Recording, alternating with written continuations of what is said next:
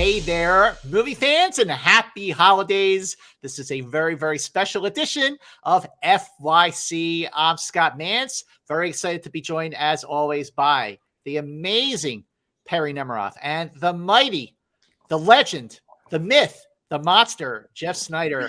This is going to be a revisit of our nominations predictions for Best Actress and Best Actor. We already went through these, and just like we promised, we are going to revisit them again.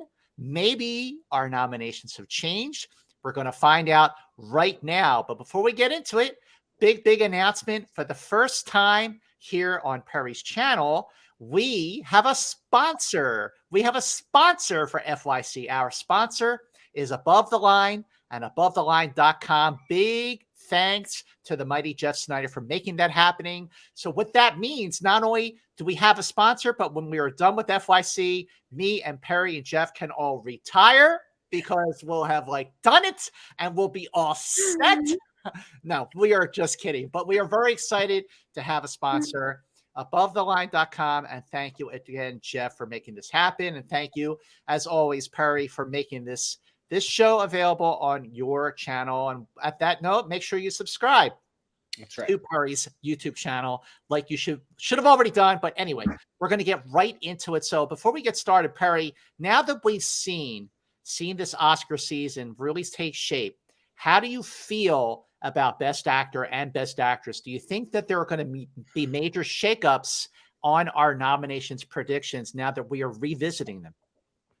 No, not really. I actually think that our conversation today may sound very familiar. What about you, Jeff? It's interesting. I thought back, a couple months ago that Best Actor was a done deal, and that Best Actress, we were talking about a few different women. And I think now Best Actress is a done deal, and Best Actor, we're talking about a few different men. See, the way I see it, our first 3 or even 4 predictions for both Best Actress and Best Actor, I feel really, really good about them from when we did our nomination predictions back in October. So now here we are at the end of December, and I feel pretty good about our picks that we did, but I see changes potentially happening in both of these categories. So let's go through Best Actress first. When we did our predictions the first time around, our Best Actress nominees predictions were Cate Blanchett for Tar, Michelle Yeoh for Everything Everywhere All at Once, Michelle Williams for The Fabelmans, Danielle Deadwyler for Till, and Viola Davis for The Woman King. Perri, do you feel that these are locks? Do you think that any of these 5 could potentially change before we get into the details? I'll tell you that list is still my personal list on Gold Derby, with some slight ordering changes from my list back then to now, at least, and also a little more uncertainty regarding the 5th spot. Okay, Jeff, what do you think? Is this the category that you think oh wait, did you say you were happy with this one, or you're happy with the other one, Best Actor? I think we were talking about, the 3 top slots and who was going to come out of that, because I think it was kind of heated, whereas now I think it's kind of been settled. But 4 and 5 are still very much up for debate, and I don't think that our list will be the same. I don't think that Viola Davis is a lock. Okay, well, let's get to with our first choice here, Cate Blanchett for Tar. Perri, I think this is obviously a lock for a nomination, but do you think that Cate Blanchett is the front runner to actually win? I still think she is the front runner to win. I think that this is where all of Tar's votes were going to go weeks, months ago. And I still think that that's going to be the same thing happening when it comes time, not just to vote for nominations, but to vote for a winner as well. Okay, Jeff, what do you think? Cate Blanchett, a lock for a nomination and the front runner to win? Yeah, I think so. I think she's kind of a lock to win. I just think that performance is just by far the best performance of her career. And I know she's already won 2 Oscars. Right. Michelle Yeoh, as great as she is in that movie, it's just such an ensemble-driven film to me, whereas Tar is solely on Cate Blanchett's shoulders. I just don't see how anyone else can really, knock her off of her perch, but we'll see. Okay. Look, Cate Blanchett, as you mentioned, Jeff, she has 2 Academy Awards already, supporting actress for The Aviator and lead actress for Blue Jasmine, which I think that Tar kind of has some similarities to her performance in Blue Jasmine in terms of her becoming unhinged as the movie goes along. Look, clearly this is a lock for a nomination for Cate Blanchett, and it is definitely one of the very best performances of her career. But I'm not ready to say that she's a lock to win. I think that Michelle Yeoh, who I have in my second position here, and I just, just for the sake of ranking them, I think Michelle Yeoh really, really has a chance. A lot more people saw Everything Everywhere All at Once than saw Tar. But, will people in the Academy embrace the sort of gonzo out there approach of Everything Everywhere versus something more Kubrickian that Todd Field did with Tar, and Cate Blanchett knocked it out of the park? I still think it's between these two. I'm not quite ready to call it for Cate Blanchett, but Jeff, what do you think about Michelle Yeoh's chances? I mean, do you think that she could pull a win here? I think it's just tough. And I still think that Michelle Williams delivered an incredible performance. And there are people who I talk to. I know it's divisive because people don't get it. They think she's too big. Maybe they haven't grown up with a Jewish mother, but I talk to other people who totally get it. And she's fantastic. But no, I just think that, I don't know, Cate Blanchett, even though her movie didn't have nearly the box office of Everything Everywhere all at once, I think that everyone in the Academy is going to make it a point to see Tar. And so I don't really think that the box office will play into it too much. What about you, Perri? Do you think that Michelle Yeoh could pull it over Cate Blanchett and pull the win? I think the only person on my list that has a chance of taking it from Cate Blanchett is Michelle Yeoh, but I think literally everything, it needs to go right with that campaign in order for it to happen. And I'm also thinking that this is jumping ahead, that Ke Huy Quan is going to win in Best Supporting Actor. And I think that's where a lot of the acting category love for this movie is going to go when it comes to the win, at least. Yeah. Also, the thing in Michelle Yeoh's favor is that she's never had a lead role like this. And it was such an out there challenging role that plays to her strengths and shows range, which is a bold statement, that I think that she still is very, very much in contention to actually pull the win. But we'll see how that plays out as the months and weeks go on this award season. So Michelle Williams, Jeff, you brought up Michelle Williams. Obviously, she's still on our list and a lock for a nomination. What about a potential win for her? I mean, you just said actually that she maybe could pull it. Yeah, I'm not sensing that anymore. Again, I think that The Fabelmans has cooled off. I'm not ready to say, it's out of contention. I just think that the conversation has centered around Steven Spielberg and the Best Picture, less so than the acting races. I think that after the first of the year, you're going to see Universal pull out all the stops to really kick their Fabelmans campaign into higher gear. I think they're just kind of waiting to get through the holidays.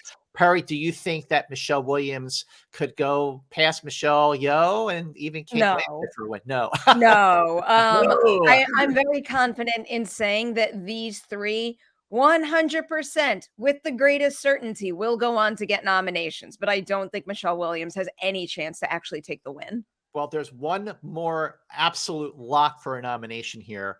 And if you ask me, just hands down, comparing apples to apples and just in terms of performance and not how many people saw the movie, how much the movie made at the box office, Danielle Detweiler's performance in Till, which, Jeff, you called out really early in our season for FYC this year. What a performance. What a incredible performance. I mean, I was just really blown away by it. Do you think that there is a chance? Well, obviously you think that Danielle Detweiler gets nominated, and B, do you think that maybe she could win Best Actress?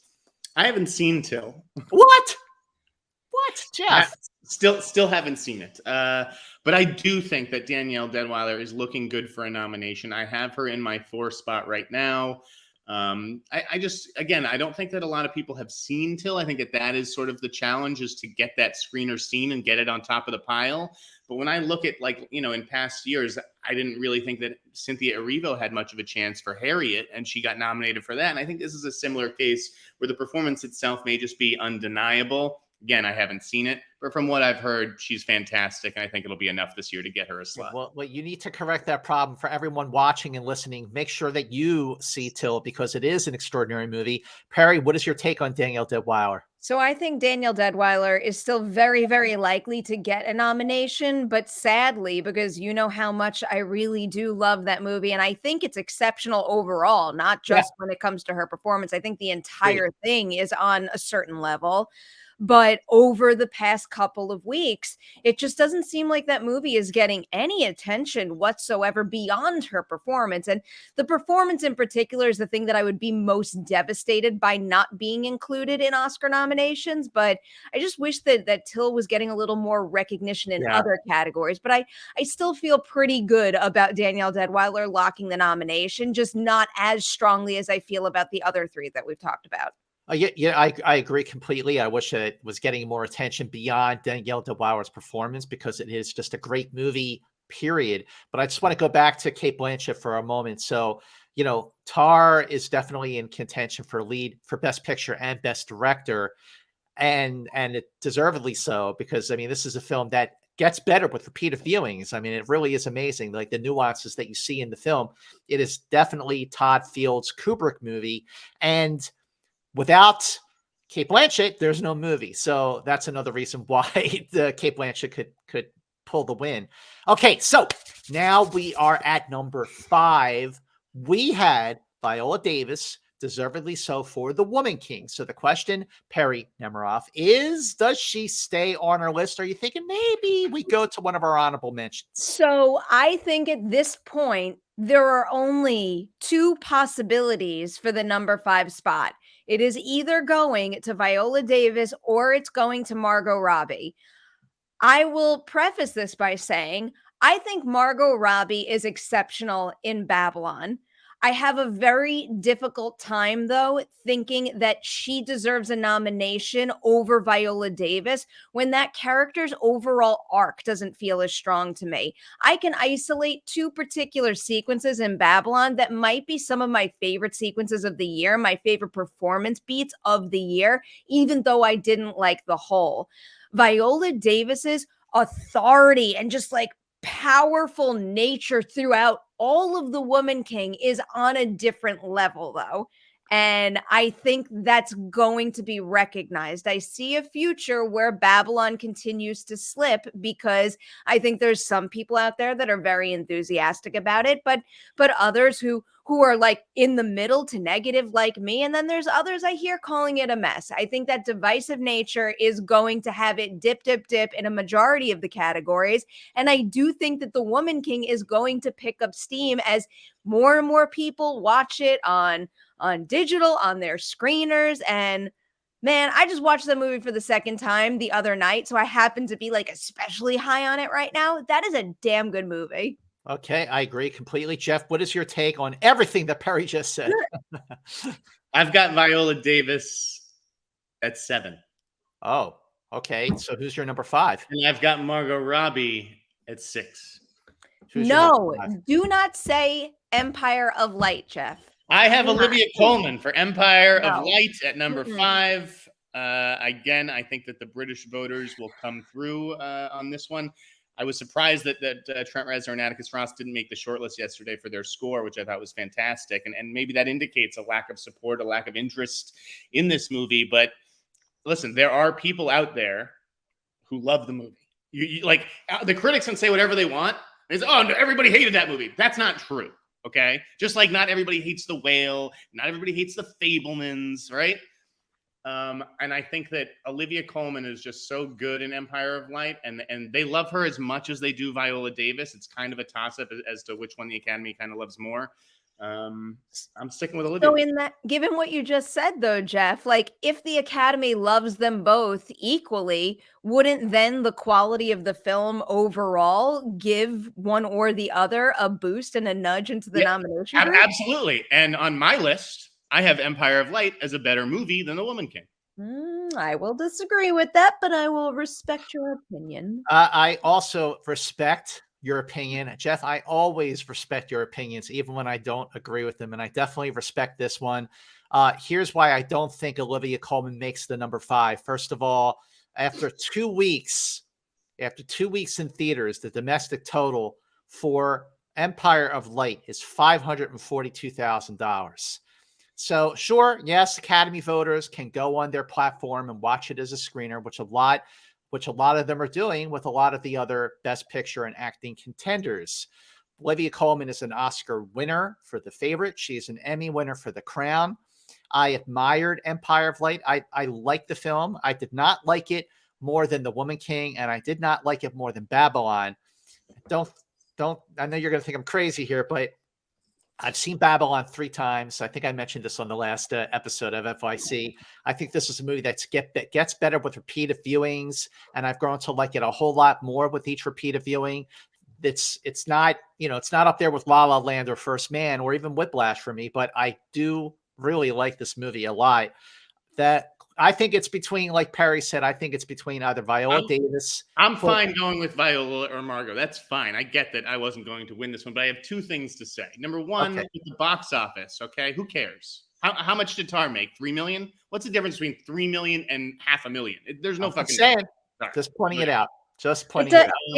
Before you make your second point, just to that, I don't think box office always matters, but it's just another element of the conversation. And when an element is negative, it feels like a little bit of like a drawback for that particular performance or movie overall. It's not necessarily like an absolute killer, but it could factor into how somebody views a film without necessarily seeing it. In general, in prognosticative conversations, box office comes up too often. Right? I mean, again, look at Hurt Locker. Look at there's a ton of movies that just haven't made a lot of money and they've showered love on. Anyways, the other thing, and I know this is a divisive name to bring up, but I respect him as a pundit, and that's Jeff Wells. And Jeff Wells, say what you will about him, has a certain insect antenna, as he says, right? And I think that there's a swath of voters who think very similarly to Jeff Wells, and he had Empire of Light as his number 1 movie of the year. Now, I respect Jeff's taste. I think Jeff sees everything too. So it's like, how do we just dismiss this movie that a critic like this, who I'm not dismissing this movie. No, but a lot of people are. And everything. I just think film with strong performances. I'm not dismissing it all, but in terms of like actually being strong enough to make it to number 5 on our list over Viola Davis and Margot Robbie, I just don't think it gets there. That's fair. And I don't care if it's Jeff Wells or anybody else who says this. I'm dismissing Empire of Light's Oscar chances, but I'm not dismissing or taking away from the fact that there might be people out there that really dug the movie. I care more about what Jeff Snyder says than what Jeff Wells says. Thank you. I think which one are you guys voting for? Which one are you, Viola or Margot? Wait a minute. Hang on a second. Before you make that pick, the amazing Perri Nemiroff, just want to throw out some other names that maybe we should be considering to even go past Viola Davis and Margot Robbie as our number 5. I have to say that Naomi Ackie really knocked my socks off with I Want to Dance with Somebody, playing Whitney Houston. She was fantastic. The movie is opening by the time this episode hits. It'll be in theaters. I Want to Dance with Somebody. I think that's a great, to play Whitney Houston and to humanize the character like that. I thought she did a great job. Is there a chance, Jeff, that Naomi Ackie could pull an upset over Viola, Margot, or even Olivia? Not sensing that, no. Perri? I don't really hear very many people talking about this movie. I know you said it's first coming out now. I missed my screening because of Avatar obligations, but I just don't see that kind of conversation happening. Okay, just throwing these other names out there. Rooney Mara for Women Talking, Jessica Chastain, The Good Nurse, Zoe Kazan, she said, Emma Thompson for Good Luck to You, Leo Gran, and Ana de Armas for Blonde. Any of those names make you go, oh, yes, absolutely. Forget the others we're talking about. That's our number 5. Jeff? Not really, no. No? Perri? I think even if we're talking about folks on the bubble, this is a very small pool of people we're working with. That legitimately have a chance. So then let's go back to Viola Davis and Margot Robbie. Who are we going with there, Perri? Viola. Jeff? Who are you going with? I asked you first. I want to be the deciding vote because I'm the Olivia Colman guy. Okay, well then I'm going to go with Viola as well. Okay. I would have gone for Margot if there was a tiebreaker. I thought Margot was electric in that movie. I thought she was the best part of that movie. Yeah. I agree. This is tough. Okay, what I'll say is that we are going to revisit these predictions again. We are. And because, we have to do this, go through all these major categories before the nominations are announced in the middle of January. I don't know. We go with Viola. It's fine. It's fine. I'm wishy-washy here because I love them both. So that movie came out in September, right? I just don't know if Babylon's going to be a little bit fresher. Well, the domestic gross for The Woman King, since we're talking about box office because it is legit, is $67 million domestic, $92.2 million worldwide. Yes, but Babylon is opening the day this episode drops, and it's going to be fresh. And I think, Jeff, there is something to that. Maybe they both get in and knock out someone like Michelle Williams or Danielle Debauer. That would certainly be interesting. That's possible, by the way. That is possible. I'm going with Margot Robbie. I'm going with Margot. Margot Robbie. You switched? The once and future Barbie has taken the number 5 spot for me. Perri, are you down with that? I disagree, but I've been outvoted. Okay. All right. Okay. Perri's face was just priceless there.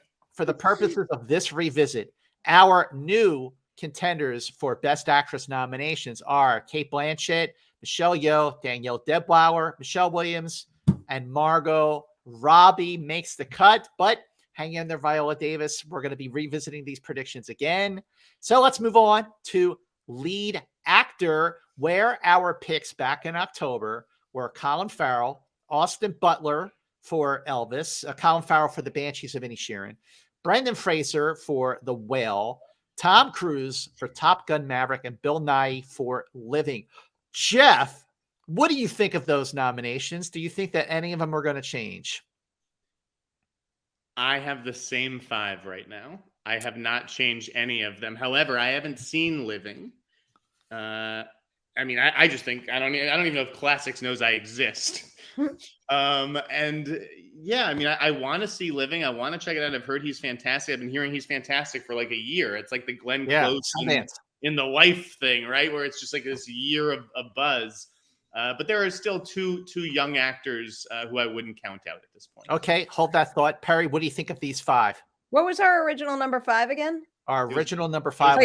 Just number 5. Oh, just number 5 was Bill Nighy for Living. Who was our 4? 4 was Tommy Cruise. My list is exactly the same.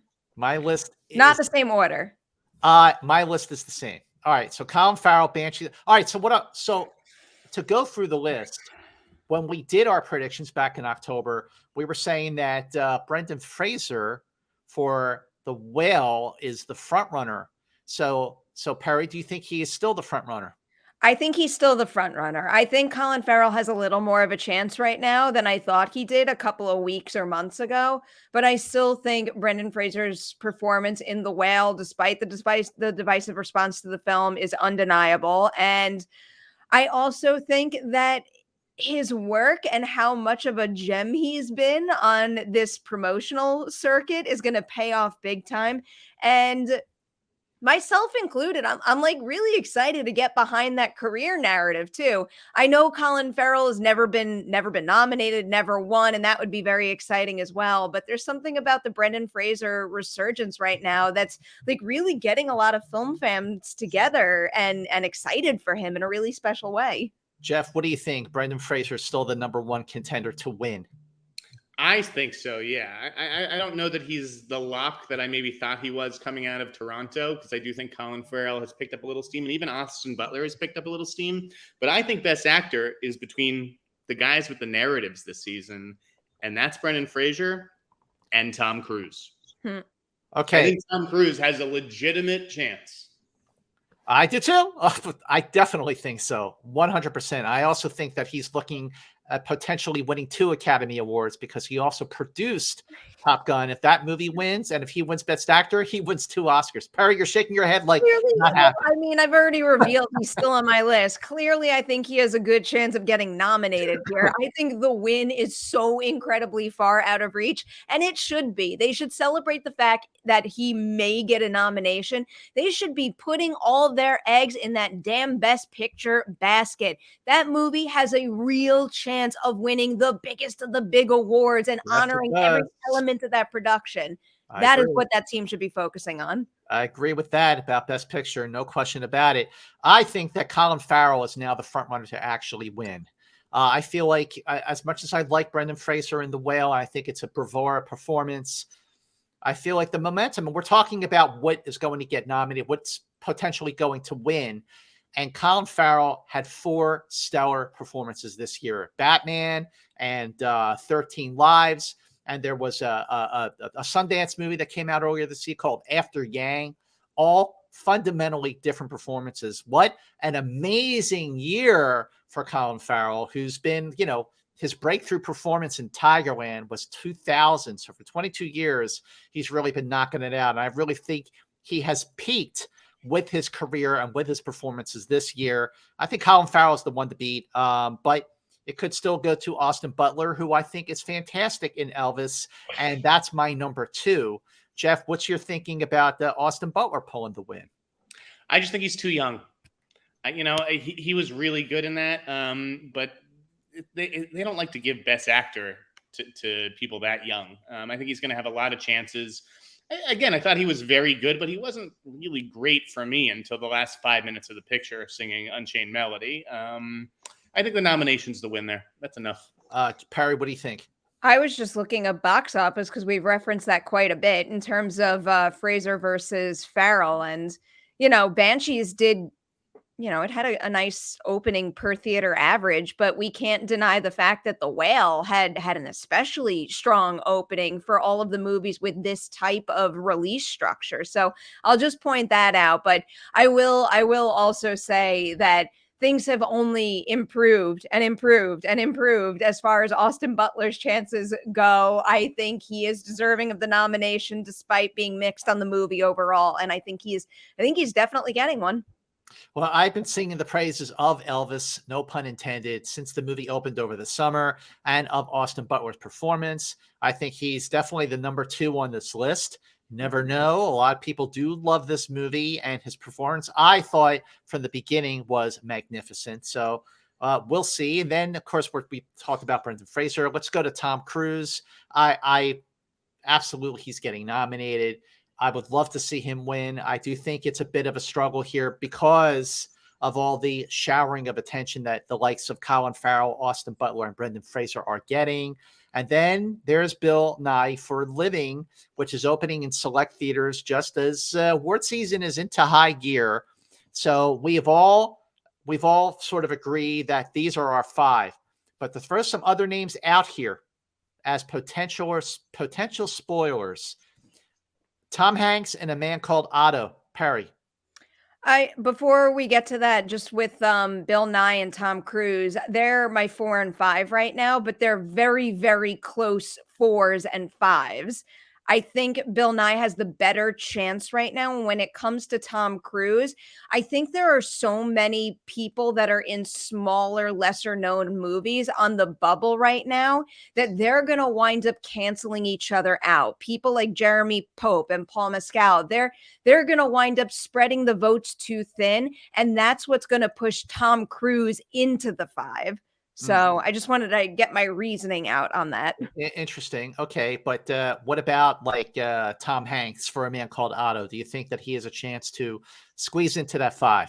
I think it's too late in the game, and something about that release strategy, or at least as far as, review embargoes and things like that, it feels like they're keeping it too secret right now. Like if people are that enthusiastic about Tom Hanks's performance, like release the review embargo, let people start to blab and spread the word more. It's like, I think I'm hearing about that movie in my little bubble, but not loudly enough that it's extending beyond that. Jeff, what do you think? Tom Hanks. I think that's a fair analysis from Perri. it is a little late in the game for Tom Hanks. I thought he was very good. I really liked Man from Otto. Like I thought, or A Man Called Otto. I had a blast with it. It's very commercial. It could be a real crowd pleaser, but I don't think that there's enough from Tom Hanks, who I think we all hold to almost like a higher standard. I didn't necessarily see it like a nomination for him. And I do think that the two people who Perri mentioned, Jeremy Pope and Paul Mescal, for After Sun, Mescal in particular, like that movie, that's the one movie that I think that critics lists and top 10 lists and all that stuff has really helped in the last few weeks. A lot of people are paying a lot more attention to After Sun. So it's possible that he could sneak in there, but I like Perry's explanation that Pope and Mescal end up canceling each other out. I just want to make one more point about Otto.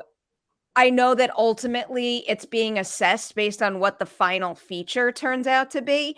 I think that first trailer that they released significantly hurt its chances. I think that is a very poorly cut, tonally off trailer that didn't sell the movie very well, and it gave people a poor first impression without actually seeing it. And I think something like that can linger and can stop people from pressing play or going to the theater. Fair enough. Another name I want to put in the ring because the movie's done really well and people really love it, including yours truly, is Ralph Fiennes for The Menu. I wish this was awesome. Right so badly, Mans. I want you to be right. I love that movie. That movie is a 5-course cinematic meal. It is awesome. Jeff, do you think Ralph Fiennes gets in potentially? No, he was great. Would he be best actor or would he be like supporting actor? I don't even know. I think he's in contention for lead actor. Yeah, no, I think that's just a bit of a long shot for a genre picture like that. But that movie was delicious. He was great. He was awesome. Just want to put this name out there too.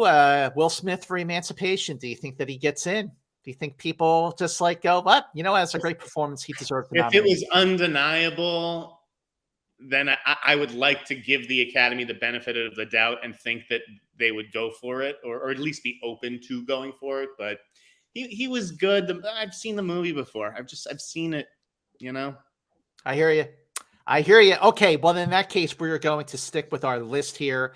Our top 5 Oscar predictions for Best Actor nominations are Colin Farrell for The Banshees of Inisherin, Austin Butler for Elvis, Brendan Fraser for The Whale, Tom Cruise for Top Gun Maverick, and Bill Nighy for Living. Those are our 5 Best Actor nominations. Contentions are predictions there.